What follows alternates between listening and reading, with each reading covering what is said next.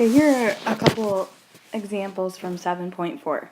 So if you have an altitude and a right triangle, what happens is you're creating three similar triangles. One triangle right here is similar to the medium triangle, is similar to the large triangle. So what I like to do is I draw them in the same orientation. The small triangle, the medium triangle, and the largest triangle, and then I label the side lengths. So the small triangle is right here. It has a short side of 5 and a long side of x. So I'm going to label the short side 5 and the long side x. The medium triangle right here has a long side of 15 and a short side of x. So the long side's 15 and the short side's x. And the largest triangle only has, the short side is nothing labeled, the long side has nothing labeled, and the hypotenuse is 20 because 5 plus 15 is 20. So the hypotenuse is 20 and nothing else is labeled. So to solve for x, what you do is you have three similar triangles. The first triangle, the second triangle, the third triangle. So to solve for x, you have to find or write a proportion such that there's only one variable involved and I can solve for x. So what I'm going to do is, if I look at the short side, the small triangle, I have 5 as the short side and x as the long side. So is there another triangle that has the long side labeled and the short side labeled? Yes, there is. It's not, I'm not going to use the large triangle because the large triangle has the hypotenuse and I don't have the hypotenuse in either one of these. So I'm going to write the proportion as x is to 5 as 15 is to x. And to solve this, I cross multiply. So x squared equals 75. And then just like we practiced, I want to write everything in simplified square roots. So I break down 75 into 5 and 25. 3 and 25, oops. 25 is 5 and 5. So x equals the square root of 553. And then pull out a double. So x equals 5 root 3. So in class we're going to show why these three triangles are similar. But they are, and you can break them up and use it to write a proportion and solve for a missing variable. Okay, in this diagram, again, I have an altitude and a right triangle, so it's going to create three similar triangles. So I have the small triangle, the medium triangle, and the largest triangle. Oops. So put your 90s in, make them look like right triangles. It's easier if they all are in the same orientation. So the small triangle is, the hypotenuse is 15 and the short side is x. The medium triangle, the hypotenuse is 20 and the long side is y. And the largest triangle, the short side's 15 and the long side's 20. So when I'm looking for proportion, now that I have written them out in the same orientation, it's easier for me to see their proportions. So if I look at 15 to x, I could write a proportion as 15 is to x, as 20 is to this side, but I don't have this side, as 15 is to this side, but I don't have this side. So I can't work that way. If I'm looking at this one, I have 20 is to y, but I don't have something for this.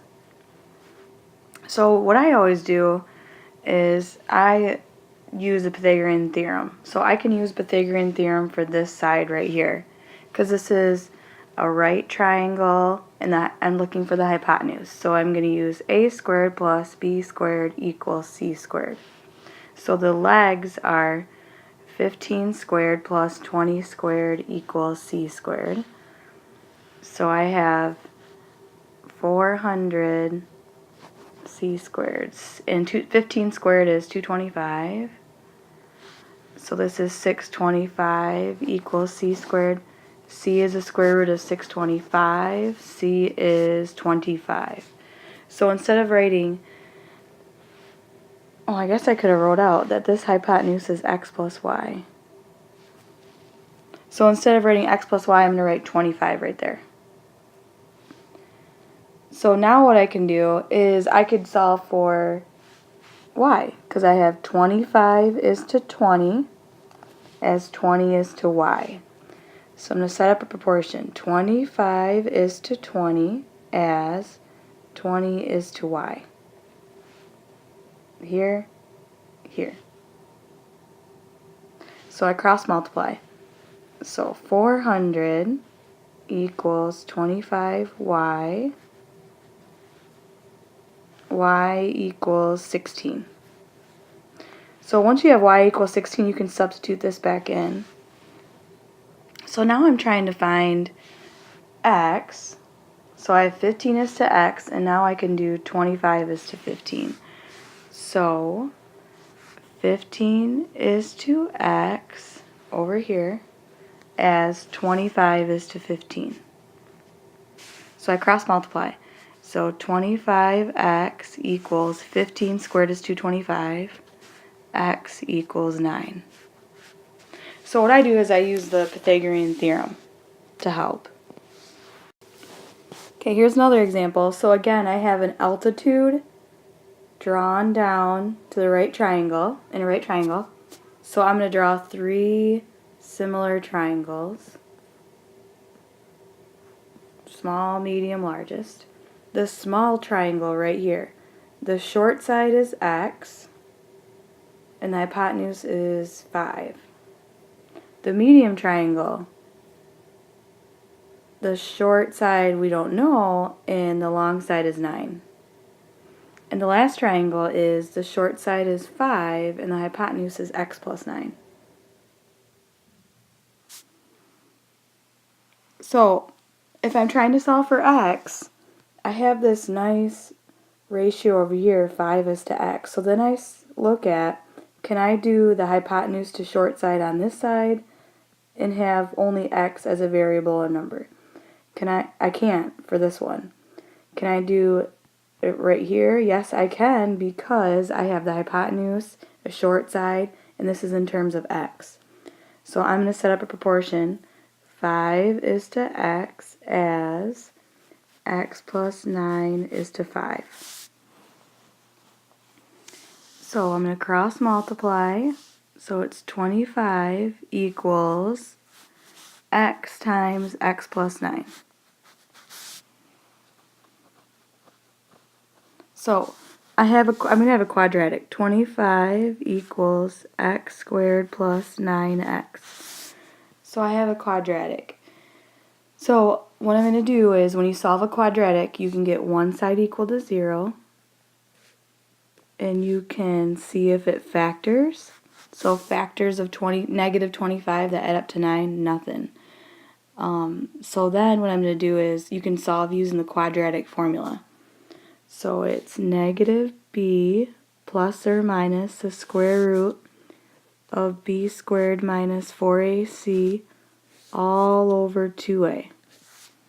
So in this standard form, a is 1, b is 9, and c is negative 25. So I do negative b, so opposite 9, plus or minus the square root of b squared, so that's 81, minus 4 times 1 times 25. All over 2 times 1. Actually, this was a negative 25. Negative 25. Okay, so then I'm going to have negative 9 plus or minus the square root of 81. You have minus a negative 100. So if it's subtracting a negative 100, it's plus 100 all over 2. So over here, that makes it negative 9 plus or minus the square root of 181 all over 2. Now what you want to do is see if you can break down the square root of 181. So you can't divide it by 2 because it's not even.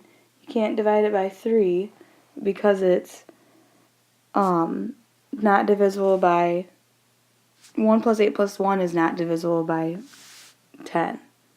Or divide by 3, sorry, because it's 10, so that's not divisible by 3. So is it divisible by 7? No. So I think that's it. So here's what x is.